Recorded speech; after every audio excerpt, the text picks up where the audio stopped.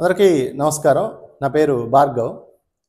So, భారత ప్రధాని త్రివిధ దళాధిపతులతో కాకుండా ఆర్ఎస్ఎస్ చీఫ్ ఎవరైతే ఉన్నారో రాష్ట్రీయ స్వయం సేవక్ సంఘ్ ఎవరైతే చీఫ్ ఉన్నారో మోహన్ భగవత్ ఆయన్ని కూడా నరేంద్ర మోడీ కలవడం జరిగింది. అంటే ఈ పాకిస్తాన్ భారత్ యుద్ధ నేపథ్యంలో.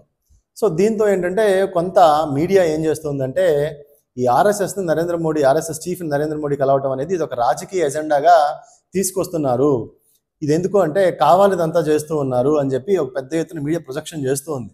వాస్తవానికి ఈ పాకిస్తాన్ ఉగ్రవాదులు మతం ఆధారితంగా కాల్చి చంపారు హిందువుల్ని. ఇది వాస్తవం. ఎవరు అవునన్నా కాదన్నా కల్మా రిసైట్ చేయమన్నారు, అంటే కల్మా చదవమన్నారు. కల్మా చదివిన వాళ్ళని వదిలేశారు, కల్మా చదవని వాళ్ళని కాల్చి చంపారు.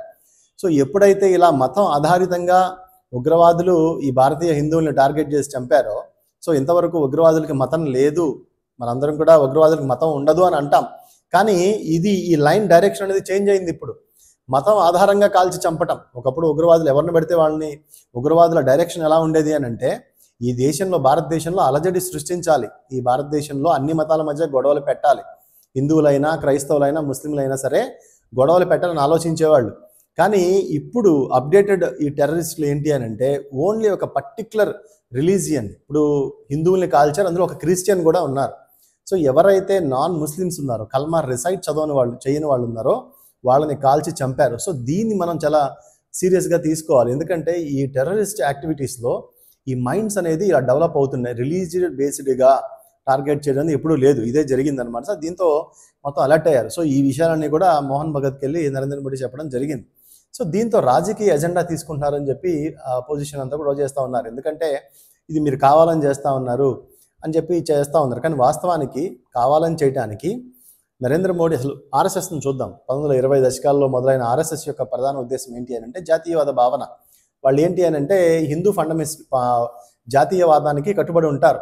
సో ఏంటి వాళ్ళ యొక్క ప్రధాన ఉద్దేశం, ఈ భారతదేశంలో హిందువులు ఎవరైతే ఉన్నారో రక్షణ కల్పించాలి అని చెప్పి వాళ్ళు పోరాడుతూ ఉంటారు. సో దానికోసం వాళ్ళకి జనసంఘ్ ఏర్పాటు చేశారు. 50 దశకంకి వచ్చేపాటికి శ్యాంప్రసాద్ ముఖర్జీ లాంటి నాయకులు కాంగ్రెస్ని వదిలి జనసంఘ్లోకి రావడం, ఆ తర్వాత జనతా పార్టీలో ఉండటం, జనతా పార్టీ నుంచి గొడవలు విడిపోయి భారతీయ జనతా పార్టీని 80 దశకాల్లో ప్రారంభించడం, ఆ తర్వాత అటల్ బిహారీ వాజ్పేయి ప్రధాని అవడం, ఇవన్నీ మనకు తెలుసు. ఇదంతా కూడా భారతీయ జనతా పార్టీ మూలాలు ఆర్ఎస్ఎస్ నుంచే ఉన్నాయి. ఎందుకంటే ఆర్ఎస్ఎస్ఏ భారతీయ జనతా పార్టీని స్టార్ట్ చేసింది. సో ఇప్పుడు ఎప్పుడైతే ఇది ఒక మిలిటరీ యాక్షన్ తీసుకోవాలి అనే డైరెక్షన్ నుంచి ఒక పొలిటికల్ యాక్షన్ తీసుకోవాలి, పొలిటికల్ లీడర్స్తో రిలీజియస్ లీడర్స్తో మాట్లాడడం అనేది ఒక చర్చగా ప్రొజెక్ట్ చేస్తూ ఉన్నారు. ఎందుకంటే మతపరమైన గొడవలు జరిగినప్పుడు మతపరమైన నాయకులతో చర్చిస్తారు. ఇప్పుడు ఒక యాక్షన్ తీసుకోవాలి అన్నప్పుడు, కైనెటిక్ యాక్షన్, మిలిటరీ యాక్షన్ తీసుకోవాలన్నప్పుడు అందరి పార్లమెంటరీ అపోజిషన్ పార్టీస్ అన్ని పిలిచారు. కానీ రిలీజియస్ వే ఆఫ్ డైరెక్షన్లో ఇలాంటివి జరిగినప్పుడు అలాంటి రిలీజియస్ లీడర్స్తో కూడా మాట్లాడి వాళ్ళ ఒపీనియన్ తీసుకోవడం తప్పేం లేదు. కానీ దీన్ని ఒక నెగిటివ్ వేలో తీసుకెళ్లే ప్రొజెక్షన్ చేస్తూ ఉన్నారు అపోజిషన్ పార్టీస్. ఏది ఏమైనప్పటికీ కూడా ఎవరితో మాట్లాడినా ఏం మాట్లాడినా భారతదేశ రాజ్యాంగం అనేది ఒకటి ఉంది. ఇదేమిటి అంటే నువ్వు రిలీజియన్ గురించి మాట్లాడు, లేదా కులం గురించి మాట్లాడు, ఇంకోటి మాట్లాడు, నువ్వు ఒపీనియన్స్ తీసుకో, ఏదన్నా చేసుకో. కానీ నువ్వు ఎలా ప్రవర్తించాలి అని అంటే భారత రాజ్యాంగానికి అనుగుణంగానే ప్రవర్తించాలి. సో ఈ ఇండియన్ కాన్స్టిట్యూషన్కి థ్రెట్ ఉన్నప్పుడు, ఈ ఉగ్రవాదులు ఇండియన్ కాన్స్టిట్యూషన్కి థ్రెట్ ఉన్నప్పుడు ఈ ఉగ్రవాదులను ఎందుకు వదలాలి మనం? ఎందుకంటే ఈ భారత రాజ్యాంగాన్ని అనుసరించే కదా మనం ఏ మతమైనా ఏ కులమైనా ఇంట్లో పెట్టుకొని బయట అందరం ఒకటే అనే భావంతో ఉన్నాం. ఎందుకని రాజ్యాంగం డెమోక్రటిక్ వేలో ఉంది కాబట్టి.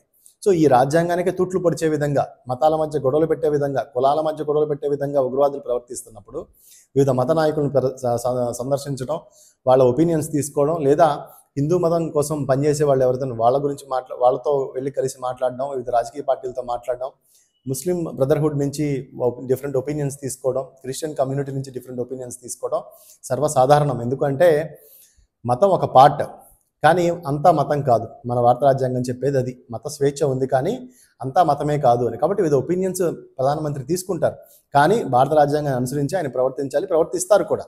సో దీంట్లో క్వశ్చన్ చేయాల్సిన అవసరం ఏమీ లేదు. అలా జరగకపోతే కోర్టులు ఉన్నాయి, కోర్టుకి వెళ్తారు, కోర్టులో మనం తేల్చుకుంటారు. కాబట్టి ఆయన మోహన్ భగవత్ని వెళ్ళి కలవడం అనేది పెద్ద తప్పేమీ కాదు. సో దాన్ని నెగిటివ్ ప్రొజెక్షన్ చేయాల్సిన అవసరం లేదు.